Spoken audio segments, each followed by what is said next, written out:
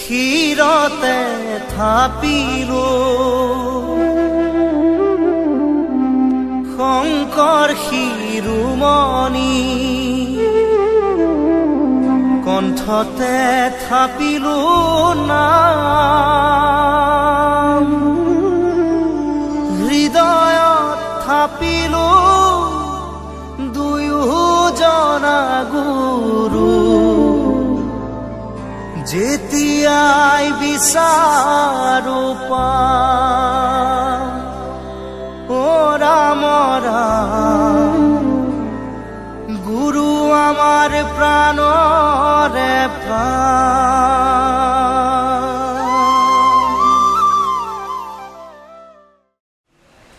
যিখিনি সময়ত আজি আমি চাওকচোন চিকিৎসা বিজ্ঞানৰ যদি আমাক পিতৃ বুলি কাক আখ্যা দিয়া হয় তেতিয়া আধুনিক বিজ্ঞানে বেলেগ এজনক ক'ব পাৰে কিন্তু প্ৰাচীন চিকিৎসা শাস্ত্ৰৰ পিতৃ বুলি ক'লে আমি কাক বুজো ঋষি চৰক আৰু সুশ্ৰুত চিকিৎসকসকলৰ আটাইতকৈ উন্নত পৰ্যায়ৰ ট্ৰেইনিং দিয়া যিখন ইনষ্টিটিউট অষ্ট্ৰেলিয়াত আছে মেলবৰ্ণ ৰয়েল ইনষ্টিটিউট তাৰ সন্মুখত ঋষি চৰক আৰু সুশ্ৰুতৰ প্ৰতিমা স্থাপন কৰা আছে আমাৰ ল'ৰা ছোৱালী সোধকচোন চৰক আৰু সুশ্ৰুত কোন আছিল বুলি বা পাশ্চাত্যৰ এজন ইংৰাজী গায়কৰ নাম ওঠৰ আগত থাকে আমাৰ কিন্তু নিজৰ সমাজ সংস্কৃতিৰ যিসকল মহাপুৰুষে আমাক জীৱনৰ প্ৰকৃত ধৰোহৰ দি থৈ গ'ল সেইসকলৰ বিষয়ে আমি কোনোবাখিনিত অজ্ঞাত আৰু অজ্ঞাত হোৱাৰ কাৰণ কি সেইখিনি সময়ত যেতিয়া ব্ৰিটিছসকলে ইয়াৰ ওপৰত এখন প্ৰতিবেদন প্ৰস্তুত কৰিবলৈ ব্ৰিটিছ শিক্ষামন্ত্ৰী লৰ্ড মেকলেক পঠাইছিল লৰ্ড মেকলে তেতিয়া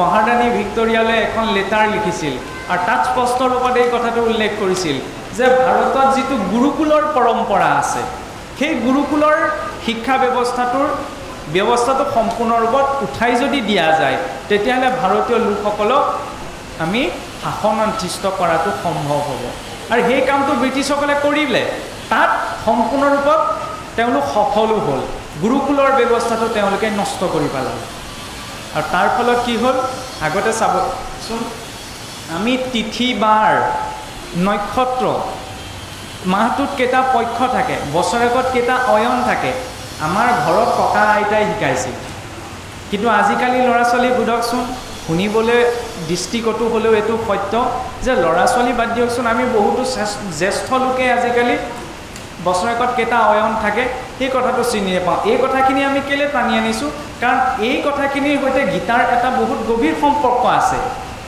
আমি বিল্ডিংটো বনাবলৈ হ'লে প্ৰথমতে যিদৰে ফাউণ্ডেশ্যনটো ভাল কৰি লওঁ ফাউণ্ডেশ্যনটো যদি ষ্ট্ৰং হয় তেতিয়াহ'লে বিল্ডিংটো বহুত দিন টিকিব কিন্তু যদি ফাউণ্ডেশ্যনটো ঠিক নহয় তেতিয়াহ'লে বিল্ডিংটো সহজে খহি পৰাৰ চান্স থাকে ঠিক তেনেদৰে যিটো আমি ধৰ্ম মাৰ্গ বুলি কৈছোঁ আধ্যাত্ম মাৰ্গ বুলি কৈছোঁ এই মাৰ্গটোত আমি আগবাঢ়িবলৈ নিজৰ ফাউণ্ডেশ্যনটো এই সমাজ সংস্কৃতিৰ এই নীতি কথাখিনিৰ পৰা আমি ঠিক কৰি ল'ব লাগিব আৰু তাৰ বাবে আমি কাক চাপিব লাগিব ক'ৰ এই শাস্ত্ৰসমূহৰ শাসনত ত্ৰায়তে ইতি শাস্ত্ৰ যিয়ে শাসন কৰে সেয়াই হৈছে শাস্ত্ৰ যিদৰে দেশখন সুপৰিচালিত ৰূপত চলিবলৈ এখন সংবিধান থাকে ঠিক তেনেদৰে এই সৃষ্টিখনৰো এখন সংবিধান আছে এই মনুষ্য জীৱনটোত চলা ফুৰা কৰিবলৈ এখন সংবিধান আছে সেই সংবিধানেই হৈছে শাস্ত্ৰ তেতিয়াহ'লে ইমান শাস্ত্ৰ কেলেই হ'ল কাৰণ ভাৰতীয় সংস্কৃতিত যিদৰে আমি ক্লাছ 10ত যেতিয়া ছ'চিয়েল চায়েন্স সমাজ বিজ্ঞানৰ কিতাপখন পঢ়োঁ তেতিয়া সমাজ বিজ্ঞানৰ কিতাপখনতে আমাৰ ইতিহাসো সোমাই থাকে ৰাজনীতিও সোমাই থাকে অৰ্থনীতিও সোমাই থাকে কিন্তু যেতিয়া 12লৈ যায় 12লৈ যোৱাৰ লগে লগে তিনিটা ছাবজেক্ট ছেপাৰেট হৈ পৰে ইয়াৰ পাছত যেতিয়া গ্ৰেজুৱেশ্যনলৈ যাওঁ তেতিয়া আৰু ছেপাৰেট হৈ গৈ থাকে PhD লেভেললৈ যোৱাৰ লগে লগে এটা ছাবজেক্ট ক্ৰমাৎ বিস্তাৰ হৈ গৈ থাকে আৰু তাৰ এটা স্পেচিফিক ছাবজেক্টৰ স্পেচিফিক বিষয়ৰ ওপৰত কোনোবা এজনে PhD কৰিব পাৰে ঠিক তেনেদৰে ভাৰতীয় সভ্যতা সংস্কৃতিৰ এই সনাতন ধৰ্ম মাৰ্গৰ আধ্যাত্মিক মাৰ্গৰ প্ৰতিটো কথাৰ ওপৰত ইমান ডিটেইলছ ৰিচাৰ্চ কৰি ঋষিমুনিসকলে আমাক দি থৈ গ'ল যে আমাৰ হাতত আমি কৈ থাকোঁ যে আমাৰ কি আছে 4 বেদ 14 শাস্ত্ৰ 18 পুৰাণ এতিয়া 4 বেদ 14 শাস্ত্ৰ 18 পুৰাণ এই সকলোকেতো আমি জীৱনত পঢ়ি শেষ কৰিব নোৱাৰোঁ তাত যদিও আমাৰ ল'বলগীয়া ঢেৰ আছে সেইকাৰণে কি কৰিলে সেই সমস্ত স্মৃতি শ্ৰুতি আৰু স্মৃতিৰ সাৰ স্বৰূপ আমাক কি দিলে মূলত গীতা আৰু ভাগৱত সেইবাবে গীতা কি কোৱা হৈছে বেদৰূপী গাইজনীৰ পৰা খিৰাই অনা গাখীৰকণৰ লগত তুলনা কৰা হৈছে যে সৰ্বোপনিষদো গাৱহ সকলো উপনিষদেই হৈছে গাইজনী দুগ্ধ গোপালনন্দনহ তাক দোহনকৰ্তা কোন হৈছে ভগৱন্ত কৃষ্ণ পাৰ্থ বৎস সুধীৰ ভোক্তা যে পাৰ্থ অৰ্জুন হৈছে তাৰ পান কৰোতা দুগ্ধম গীতামৃতম মহত সেই পৰম অমৃতস্বৰূপ দুগ্ধক তোমালোকে পান কৰা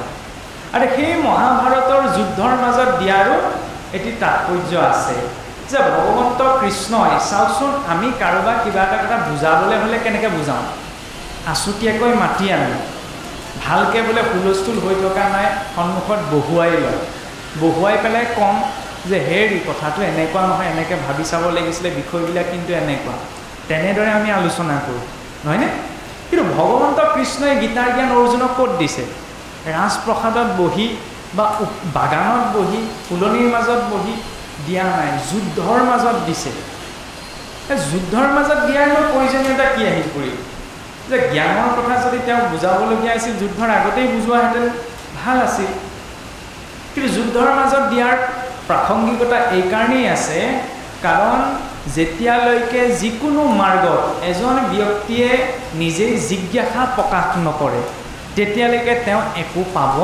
নোৱাৰে আন মাৰ্গসমূহত চাবচোন কুৱেশ্যন কৰাটো কমপ্লিটলি বন্ধ মুঠতে নাপায় নোৱাৰে কিন্তু সনাতন মাৰ্গত সেইটো নহয় বেদলৈও যদি চাওঁ উপনিষদসমূহলৈও যদি আমি চাওঁ শিষ্যসকলে প্ৰশ্ন কৰিছে আৰু ঋষিসকলে তাৰ উত্তৰ দিছে ভাগৱতলৈ যদি আমি চাওঁ মহাৰাজ ভাগৱত প্ৰথমতে 4টি শ্লোকতহে আছিল 12 স্কন্ধ ইমান এটা ভকতটো কেনেকৈ পালেগৈ মহাৰাজ পৰীক্ষিতৰ জিজ্ঞাসা নিবৃত্তিৰ বাবে সুখদেৱে কৈ গৈ সেই 12 স্কন্ধ ভাগৱত সম্পূৰ্ণ কৰিলে আৰু ঠিক তেনেদৰে অৰ্জুনে প্ৰশ্ন কৰি গ'ল সেইবাবে তেওঁ গীতাৰ জ্ঞান পালে আৰ্জনাত ইতি অৰ্জুন যি অৰ্জন কৰাৰ জিজ্ঞাসা ৰাখে তেওঁ হৈছে অৰ্জুন আৰু অৰ্জন কৰিবলৈ তেওঁৰ মনত এটা শুদ্ধ জিজ্ঞাসা অৰ্থাৎ জানিবলৈ এটা শুদ্ধ মনৰো প্ৰয়োজন মই যদি আপোনাক সুধো হেৰি আমুকৰ বাপে কোন আছিল কওকচোন এইটো দাম্ভিকতাত সোধা বা যিটো মই ইতিমধ্যে জানো কিন্তু আপুনি জানে নে নাজানে জ্ঞানৰ পৰীক্ষা কৰিবলৈ যদি মই সুধিছোঁ তেতিয়া তাতো কিন্তু শাস্ত্ৰই উত্তৰ দিবলৈ কোৱা নাই কাৰণ প্ৰশ্ন কৰাৰ জিজ্ঞাসা প্ৰকাশ কৰাৰো এটা পদ্ধতি আছে সেই পদ্ধতিটো ভগৱন্ত কৃষ্ণই অৰ্জুনৰ আগত কৈছে যে তদ্বিদ্ধি প্ৰণিপাতেন পৰিপ্ৰশ্নেন সেৱয়া যে শ্ৰদ্ধাযুক্ত হৈ বিনয়ী ভাৱত গুৰুজনৰ ওচৰত সন্তজনৰ ওচৰত নিজৰ জিজ্ঞাসা প্ৰকাশ কৰা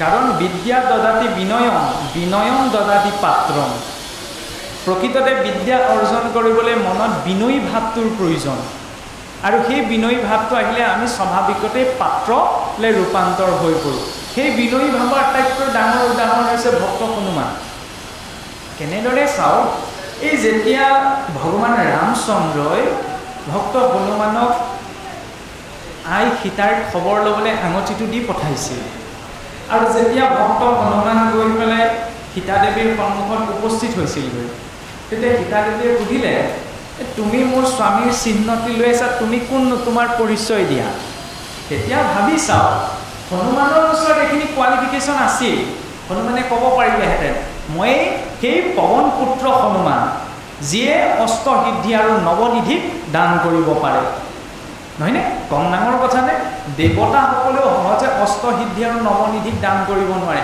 কিন্তু হনুমানৰ সেইটো কেপাচিটি আছিল ছেকেণ্ডতে অষ্টসিদ্ধি আৰু নৱনিধিক তেওঁ দান কৰিব পাৰে অনিমা লঘিমা প্ৰাপ্তি প্ৰকায়ময় চিত্ত বচিত্ত কাম বৈচিত্য ইত্যাদি অষ্টসিদ্ধি তেওঁ প্ৰদান কৰি দিব পাৰে আৰু তেওঁ এইটো প্ৰকাশ কৰিব পাৰিলেহেঁতেন যে মই সেইজন হনুমান যাৰ শিক্ষাগুৰু স্বয়ং মহাদেৱ দেৱাদিদেৱ মহাদেৱ কাৰণ দেৱাদিদেৱ মহাদেৱৰ শিষ্য হোৱাটো কিমান ডাঙৰ কথা কিন্তু আমি মানুহ পোৱাহেঁতেন কি ক'লোহেঁতেন মানুহৰ বুদ্ধিয়ে ক'লেহেঁতেন মোৰ আমুক আমুক কোৱালিফিকেশ্যন আছে মই আমুক হয় তাৰ জৰিয়তে মোৰ পৰিচয়টো দিলোহেঁতেন কিন্তু হনুমন্তই সেইটো নাই কোৱা হনুমন্তই কি কৈছে মই ৰামৰ দাস হনুমান ভগৱন্তৰ চাকৰ বুলি কৈছে দাস চাকৰ শব্দটো আচলতে শুনিবলৈহে বেয়া, কিন্তু প্ৰকৃততে ইমানো বেয়া নহয়।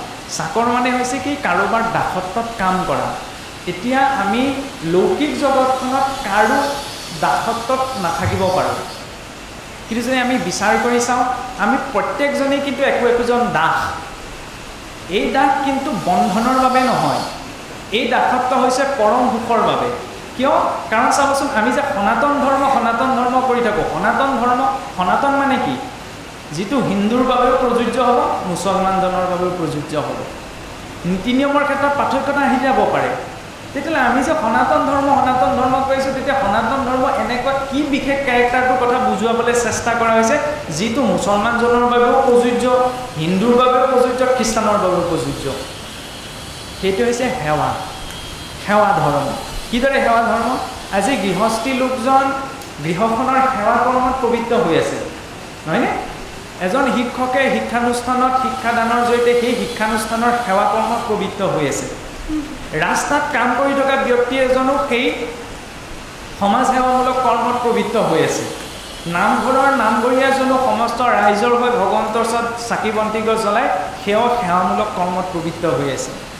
আনকি মজিয়াত বগাই পৰা পৰুৱা এটাও সংসাৰখনত এটা সেৱামূলক কৰ্মত পবিত্ৰ হৈ আছে। মৌমাখিটো এটা সেৱামূলক কৰ্মত নিজকে বৰ্তাই ৰাখিছে। কাৰণ কিয়? সকলো জীৱৰে অস্তিত্বৰ এটা সন্তুলন আছে কাৰণে সৃষ্টিখন বৰ্তি আছে। মানে এই সংসাৰখন ধুনীয়াকৈ চলি থকাত প্ৰতিটো বস্তুৰে এটা ৰুল আছে, আৰু সেই ৰুলটো হৈছে সেৱা ধৰ্ম। এতিয়া আধ্যাত্মিক দৃষ্টিত এইটো কোৱা হৈছে সংসাৰখনত আমি যিবিলাক সেৱামূলক কৰ্ম কৰি আছোঁ এইবিলাক কেতিয়াও পূৰ্ণ নহয়। কিয় পূৰ্ণ নহয়? আজি মোৰ ঘৰতে সন্তান এটি যদি জন্ম হয়, তেতিয়া জন্ম হোৱা দিনাৰ আনন্দ 6 মাহ বছৰেকলৈ কিন্তু একেই নাথাকে। থাকিব জানো? নাথাকে। আজি মই যদি চাকৰি এটা পাওঁ, চাকৰি পোৱা দিনাৰ আনন্দ কিন্তু 6 মাহ বছৰেকলৈ একেই নাথাকে। কিয়? সংসাৰখনত থকা সকলো বিষয়বস্তুৰ প্ৰকৃতিয়ে সেইটো। তাৰ অৰ্থ এইটো কোৱা হোৱা নাই যে আপুনি ভগৱন্তক ভজনা কৰিবলৈ পাবলৈ গেৰুৱা বসন পিন্ধি হিমালয়লৈ গুচি যাবগৈ লাগিব, তেতিয়াহে আমি ভগৱানক পাম। দায়িত্ব ত্যাগ কৰিবলৈ কোৱা হোৱা নাই, কাৰণ দায়িত্বৰ চৰম পৰাকাষ্ঠা ভগৱন্ত কৃষ্ণই দেখুৱাইছে। কিয়? অৰ্জুনৰ দায়িত্ব আছিল যুদ্ধ কৰা। অৰ্জুনক ভগৱন্তই নীতি শিক্ষা দি কোৱা নাই যে তুমি যুদ্ধ ত্যাগ কৰা। অৰ্জুনক কি কৈছে? কি তোমাৰ সন্মুখত যুদ্ধ উপস্থিত হৈছেহি যেতিয়া তোমাৰ দায়িত্ব আৰু ধৰ্ম সেই যুদ্ধ আচৰণ কৰা, গতিকে তুমি আচৰণ কৰা। গতিকে ভক্তি মাৰ্গত এইটো কেতিয়াও ভাবিব নালাগে যে নিজৰ মনুষ্য জীৱনৰ যিখিনি দায়িত্ব আছে আমাৰ সকলোৰে দায়িত্বসমূহ বেলেগ বেলেগ, কাৰণ সকলোৰে জীৱন পদ্ধতিটো বেলেগ বেলেগ। এক্সামত আমি প্ৰত্যেকে যেতিয়া স্কুল কলেজৰ এক্সাম দিওঁ এক্সাম পেপাৰখন একেই থাকে, হয়নে? আৰু একেই থকা এক্সাম পেপাৰখন কেনেবাকৈ নোৱাৰা কুৱেশ্যনটো লগৰজনকে সুধি হ'লেও কিবা এটা আমি লিখি থৈ আহিব পাৰোঁ, কিন্তু জীৱনটোত আমি একেই কুৱেশ্যন পেপাৰ কোনেও নাপাওঁ। সেইকাৰণে আমি জীৱনটোত কাৰোবাক অনুকৰণ কৰিবলৈ চেষ্টা কৰিব নালাগে। বোলে আপোনাক মই অনুকৰণ কৰিবলৈ চেষ্টা কৰিব লাগে, আপুনি মোক অনুকৰণ কৰিবলৈ চেষ্টা কৰিব নালাগে। আমি অনুকৰণ কাক কৰিব লাগে? ভগৱন্তক অনুকৰণহে কৰিব লাগে, কিন্তু অনুসৰণ নহয়। কিয় অনুসৰণ কৰিব নালাগে? ভগৱন্ত কৃষ্ণই কেঁয়া আঙুলিটোতে 7 দিন গোবৰ্ধন ধৰি ৰাখিছিল। আমি সামান্য চকী এখনো মিনিটৰ বাবে পাৰিম জানো? নোৱাৰোঁ।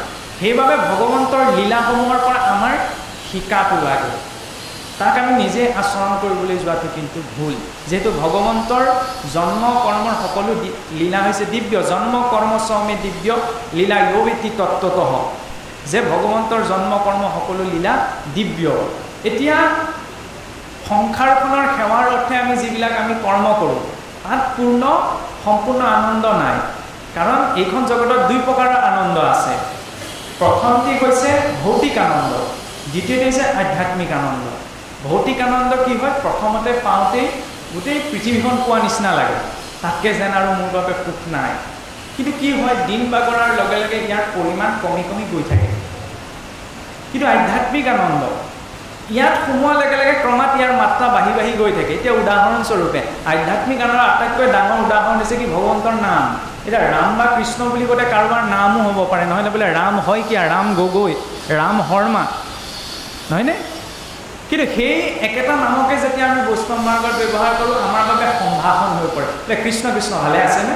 নাম একেটাই। এবাৰ উচ্চাৰণ কৰিলে সেইটো কাৰোবাৰ নাম হৈছে, 2বাৰ উচ্চাৰণ কৰিলে আমাৰ বাবে সম্ভাষণ হৈছে। তিনিবাৰ উচ্চাৰণ কৰিলে সেয়াই হৈ পৰে আমাৰ বাবে সমবেদনা। বোলে ৰাম ৰাম ৰাম বৰ বেয়া ঘটনা ঘটিলে, ৰাম ৰাম ৰাম বৰ তেওঁলোকৰ বৰ বেয়া ঘটনা ঘটিলে। নাম একেটা, সেই নামকে যদি আমি নিৰন্তৰ উচ্চাৰণ কৰোঁ তেতিয়া সেই নামেই কি হৈ পৰে কীৰ্তন। আৰু সেই কীৰ্তনত যদি নিৰন্তৰতা থাকে সেই হৈ পৰে সাধনা। সেই সাধনাই আনি দিয়ে সিদ্ধি, সিদ্ধিয়ে পথ প্ৰশস্ত কৰে কিহৰ মুক্তি। এতিয়া মুক্তি সকলোকে লাগে। এতিয়া আমি পোনপ্ৰথমতে অকণমান ডেকা তেজ থাকোঁতে ভাবিব পাৰে মুক্তি নালাগে, মৰাৰ পাছত কি হয় কোনে দেখিছে। ঠিক কথা, তেনেদৰে ভবাটো অশুদ্ধ নহয়। কিন্তু প্ৰশ্নটো হৈছে কি মুক্তি সকলোকে কিয় লাগে? কাৰণ প্ৰত্যেকজন মনুষ্যৰ জীৱনতে এনেকুৱা এটা দিন আহে যিটো দিনা নিজৰ পৰিয়ালৰ লোকসকলৰ আগত স্বীকাৰ নকৰিলেও নীৰৱে নিজৰ আগত এইটো স্বীকাৰ কৰিব লগা হয় যে এই জীৱনটোত আৰু একদম অস্বস্তি লাগিছেগৈ, এই জীৱনটোৰ পৰা মোক মুক্তি লাগে, এই জীৱনটো আৰু আকৌ মানুহ নহয়। কেতিয়াবা কোৱা শুনে নে মানুহ হোৱাতকৈচোন কুকুৰ হোৱাই ভাল আছিলে, এই গৃহস্থৰ সময়ত খোৱা বোৱা দিলেহেঁতেন, কেতিয়াবা কাৰোবাৰ মুখত শুনিবলৈ যে পোৱা যায়। কাৰণ এনেকুৱা এটা দিন সকলোৰে জীৱনত আহে যিদিনা তেওঁ এইটো স্বীকাৰ কৰিব লগা হয় যে আৰু মোক আৰু এই মানুহৰ জনমটো নালাগে। মানে কি তেওঁ আত্মজ্ঞান আছে নাই সেইটো পাছ কথা, কিন্তু প্ৰত্যেক জীৱৰ অন্তৰতে মুক্তিৰ বাবে ইচ্ছাটো আছে, কিন্তু এটা ভিন্ন ৰূপত, বেলেগ এটা ৰূপত তেওঁ হয়তো চিনিব পৰা নাই। কিন্তু যে এইটো স্বীকাৰ ৰূপটি মনত আহিছে যে হয় মোক এই মানুহৰ জনমটোৰ পৰা অস্বস্তি লাগিছে, এইটো জনম নালাগে। আৰু সেই চিন্তাটো কিয় আহে? কাৰণ এই শৰীৰটোত বহি থকা জীৱাত্মা কাৰ অংশ? পৰমাত্মা কৃষ্ণৰ অংশ। আৰু এই পৰমাত্মাত সেইকাৰণে কৃষ্ণত যিবিলাক গুণ আছে তাৰ আংশিক কিছুমান গুণ আপোনাৰ মোৰ শৰীৰতো আছে। বোলে কেনেকৈ? তাৰ আটাইতকৈ ডাঙৰ উদাহৰণ হৈছে কি আমি এইখন সংসাৰত কেঁচুৱাটিও চাবচোন, কেঁচুৱাইটি যেতিয়া প্ৰথম জন্ম আইসকলে গম পাব, কেঁচুৱাটিয়ে জন্ম হওঁতে সি চিন্তা চৰ্চা কৰা একো শক্তি লৈ নাহে। কিন্তু যেতিয়া মাতৃগৰাকীয়ে সেই শিশুটিক নিজৰ স্তনপান কৰায়, এটি স্তনত শিশুটিৰ মুখখন থাকে কিন্তু ইটো স্তন শিশুটিয়ে হাতখনে ধৰি ৰাখে। কিয়? সেই শিশুটিৰটো কোনো জ্ঞান নাই, সেই শিশুটিৰটো কোনো চিন্তা চৰ্চা নাই। মানে যদিও বয়সত পৰিপক্ক হোৱা নাই, মায়াৰ সংসাৰলৈ অহাৰ লগে লগে মানে নিজ কেন্দ্ৰিক এটি চিন্তা লৈয়ে আহিছে আৰু অন্তিম সময়লৈকে আমি সেইটো চিন্তাত থাকোঁ। সেই চিন্তাটো থকা এতিয়া ভুল নহয়, কিন্তু সেই চিন্তাটো সঠিক দিশে পৰিচালনা কৰাটো আমাক লাগে। কিদৰে? কাৰণ আমাৰ মূল উদ্দেশ্য কি সেই কথাটো জনাৰ প্ৰয়োজন। মূল উদ্দেশ্য কি বোলে ভালে সুখে শান্তিৰে আনন্দ মনে থাকিবলৈ পালেই হ'ল, সেইটোতো আমাৰ উদ্দেশ্য। আৰু তাৰ বাবেতো আমি নিজৰ কৰ্মৰ জৰিয়তে ধন টকা পইচা বিত্ত এইখিনি অৰ্জন কৰোঁ। ধন টকা পইচাৰ সৈতে কাৰো লেনদেন নাই। ধন টকা পইচা আমি কিয় অৰ্জন কৰোঁ? যাতে আমি প্ৰয়োজনীয় বস্তুখিনি গোটাই ল'ব পাৰোঁ, ধনৰ পৰিৱৰ্তে ক্ৰয় কৰি ল'ব পাৰোঁ বা অৰ্জন কৰি ল'ব পাৰোঁ। আৰু সেই বস্তুকেইটাতো কিন্তু মোৰ ইচ্ছা নাই। সেই বস্তু কেইপদ গাড়ীখন ঘৰটো প্ৰয়োজনীয় সা সামগ্ৰীখিনি মই কিয় গোটাই লওঁ? তাক মই উপভোগ কৰিব বিচাৰোঁ। কি কৰিব বিচাৰোঁ? উপভোগ। উপভোগতো কিন্তু মোৰ প্ৰকৃততে ইচ্ছা নাই। উপভোগ কিয় কৰিব বিচাৰোঁ? তাৰ পৰা মই ভাবোঁ যে এই উপভোগ কৰিলে মই আনন্দ পাম, মই এই ধুনীয়া চোলাটো পিন্ধিবলৈ পালে মোক ভাল লাগিব, মই আনন্দ পাম, মোৰ ঘৰত এইকেইটা বস্তু গোট খাই থাকিলে মই আনন্দ পাম। মূল লক্ষ্য তেতিয়াহ'লে কি? জীৱ আনন্দ। আমি যদি বহাই কওঁ শুনিবলৈ বেয়া হ'ব, চোৰৰো যিটো উদ্দেশ্য ভকতৰো একেই উদ্দেশ্য। শুনিবলৈ এইটো অদ্ভুত কথা, কিন্তু চোৰটোৱেও যিটো কাম কৰে বোলে কাৰোবাক তেওঁৰ পদ্ধতিটো অশুদ্ধ, তেওঁৰ মাৰ্গটো অধৰ্ম মাৰ্গ হয়, সেইকাৰণে তেওঁ ভাবে কি কাৰোবাৰ পৰা আত্মসা কৰি অনা কিবা এটা বস্তু মই উপভোগ কৰিলে সুখ বা আনন্দ পাম, সেইকাৰণে তেওঁ অধোগতি প্ৰাপ্ত কৰিব লাগে, যিটো তেওঁ অধৰ্ম মাৰ্গেৰে অৰ্জন কৰে। কিন্তু ভক্তজনেও ভগৱন্তৰ গুণলীলা শ্ৰৱণ কীৰ্তন কিয় কৰে? সেই আনন্দ পাম বুলিয়ে। আৰু চাওকচোন সংসাৰখনত এনেকুৱা এটা বস্তুৱেই আছে, ভগৱানৰ নাম আপুনি মইতো এইটো জন্মত প্ৰথম লোৱা নাই, ভাগৱতটো আপুনি মই এই জন্মতেই প্ৰথম শুনা। আজি বছৰ বছৰ ধৰি একেখন ভাগৱতে শুনি আহিছোঁ, একেখিনি ঘোষাকৈ গাই আছোঁ, নামতিজনে একেখিনি কীৰ্তনকে দি আছে। কাৰোবাক কোৱা শুনিছেনে এই একেসোপা ঘোষাকৈ গাই আৰু আমনি লাগিছেগৈ? আনকি কাৰোবাৰ মুখৰ পৰা ওলোৱা শুনিছেনে এই কৃষ্ণ কৃষ্ণ কৈ ৰাম ৰাম কৈ আৰু আমনি লাগিছে, নতুন নাম এটা লাগে। কিন্তু মানুহৰ নামটো আকৌ দুই তিনিবাৰ উচ্চাৰণ কৰিলেও আমনি লাগিব, কাৰণ জীৱ হৈছে অপূৰ্ণ, কিন্তু ভগৱন্ত হৈছে পূৰ্ণ। পূৰ্ণাত পূৰ্ণমুদ্দেশ্যতে, পূৰ্ণৰ পৰা সৃষ্টি হোৱা সকলো পূৰ্ণ। সেইভাবে কৃষ্ণ বুলি ক'লে আমি যাক বুঝো ঐশ্বৰ্য সমগ্ৰস্ব বীৰস্ব যস্য সেৱা জ্ঞান বৈৰাগ্য যাচৈব চন্দম ভগ ইতিংগন অৰ্থাৎ ঐশ্বৰ্য প্ৰেম কৰুণা জ্ঞান বৈৰাগ্য শক্তি এই ছটা যিজনৰ পূৰ্ণ ৰূপত আছে সেইজন হৈছে ঈশ্বৰ কৃষ্ণ আৰু সেই ঈশ্বৰ কৃষ্ণ ভাগৱতত সেইকাৰণে তেওঁ তিনিটা ৰূপ বুলি কোৱা হৈছে মূলতঃ ভগৱান কৃষ্ণৰ তিনিটা ৰূপ স্বৰূপ আৰু ৰূপ দুটা বেলেগ বস্তু স্বৰূপসমূহ ভিন্ন হ'ব পাৰে যেনেদৰে আপোনাৰ মোৰ ৰূপ এটাই যিটো এতিয়া খালী চকুৰে দেখা গৈছে স্বৰূপ আকৌ ভিন্ন হ'ব পাৰে এতিয়া ইয়াত আছোঁ আমি এটা ধৰণে ঘৰখনত আকৌ আমি এটা ধৰণে থাকিম নিজৰ কৰ্মক্ষেত্ৰত আমি এটা ধৰণে থাকিম স্বৰূপসমূহ কৰ্মভেদে বেলেগ বেলেগ হ'ব পাৰে কিন্তু ৰূপ হৈছে আপোনাৰ মোৰ এটা ঠিক তেনেদৰে ভগৱন্তৰ ৰূপ হৈছে তিনিটা সেই তিনিটা কি সচ্চিদানন্দ ৰূপায় বিশ্বোৎপত্ত্যাদিহেতৱে তাপত্ৰয়ো বিনাশায় শ্ৰীকৃষ্ণায় বয়ং নমঃ সৎচিত আৰু আনন্দ এই তিনিটা আছে ভগৱন্তৰ মূলভূত ৰূপ সৎ যেতিয়া আপুনি মই নাছিলোঁ তেওঁ তেতিয়াও আছিল আজি আপুনি মই আছোঁ নহয় তেওঁ এতিয়াও পূৰ্ণ ৰূপত আছে আৰু যেতিয়া আপুনি মই নাথাকিম তেওঁ তেতিয়াও পূৰ্ণ ৰূপত থাকিব সেইবাবে তেওঁ সৎ বুলি কোৱা হয় চিত চিত মানে হৈছে পূৰ্ণ চৈতন্য এতিয়া আপুনি মই দিনটো পাৰ হৈ আছে কাৰণে আপুনি মই কলৈ গৈ আছোঁ মৃত্যু অভিমুখী হৈ গৈ আছোঁ কিন্তু ভগৱন্তৰ শৰীৰত কাল অৰ্থাৎ সময়ৰ প্ৰভাৱ নাই মায়াৰ প্ৰভাৱ নাই সেইবাবে চাবচোন ভগৱন্ত কৃষ্ণৰ যেতিয়া ৰূপটো ক'ৰবাত কল্পনা কৰিও কোনোবাই আঁকে বৃদ্ধ ৰূপ এটা দি নাৰাখে ভগৱন্তক কি কয় পুৰাণ পুৰুষ নৱ যৌৱন প্ৰাপ্ত কাৰণ ভগৱন্তৰ শৰীৰত সেই দিব্য শৰীৰত কাল আৰু মায়াৰ প্ৰভাৱ নাই তেওঁ শৰীৰ ক্ষয় নহয় সেই অক্ষয় শৰীৰক বুজাবলৈ চিত শব্দ প্ৰয়োগ কৰা হৈছে আৰু তৃতীয়তে কি আনন্দ সেইবাবেতো আমাৰ বৈষ্ণৱ মাৰ্গত ভগৱন্তক প্ৰেমানন্দ সহজানন্দ হৃদয়ানন্দ ইত্যাদি নামেৰে সম্বোধন কৰা হয় কাৰণ পূৰ্ণ আনন্দ হৈছে কি ভগৱন্ত কৃষ্ণ আৰু সেই পূৰ্ণ আনন্দস্বৰূপ পৰমাত্মাৰ অংশ হৈছে কি আপোনাৰ মোৰ শৰীৰত বহি থকা জীৱাত্মা জুইকুৰা হৈছে কৃষ্ণ কিন্তু সেই জুইকুৰাৰ পৰা উপৰি পৰা ফিৰিঙতিটো হৈছে কি জীৱাত্মা এতিয়া যিদৰে জুইকুৰাৰ পৰা ফিৰিঙতিটো বেলেগ হৈছে উপৰি আঁতৰি আহিছে কিন্তু জুইকুৰাৰ গুণো সেই ফিৰিঙতিৰ ৰূপটোৰ গাত আছে সেইকাৰণে চাবচোন মানুহ কাৰো অধীন হৈ থাকিবলৈ নিবিচাৰে সকলোকে স্বতন্ত্ৰতা যে লাগে স্বতন্ত্ৰতা আমি স্বতন্ত্ৰতা শব্দটো ভুল ক্ষেত্ৰত প্ৰয়োগ কৰোঁ কাৰণ আমি স্বতন্ত্ৰতা মানে যিটো বুজোঁ যিটো হিৰণ্যকশিপুৱে বুজিছিল হিৰণ্যকশিপুৱে প্ৰহ্লাদক কৈছিল যে মই স্বৰ্গ মৰ্ত পাতাল তিনিও লোক জয় কৰি থৈছোঁ মোতকৈ আৰু ত্ৰিভুৱন বিজেতা কোন আছে প্ৰহ্লাদে ইমান বিনয়ীভাৱে কৈ দিছিল যে হে পিতৃ চোৱা নিচিনি শৰীৰৰ শত্ৰু ছয় জিনিলো তিনি লোক বুলি কয় হে পিতৃ তোমাৰ শৰীৰতে আটাইতকৈ ডাঙৰ শত্ৰুসোপা বহি আছে কাম ক্ৰোধ লোভ মোহ মদ মাচৰ্য নিজৰ শৰীৰত বহি থকা শত্ৰুসোপাকে তুমি জয় কৰিব পৰা নাই তাৰপিছত আকৌ তুমি ত্ৰিভুৱন জয় কৰাৰ কি তাৎপৰ্য আছে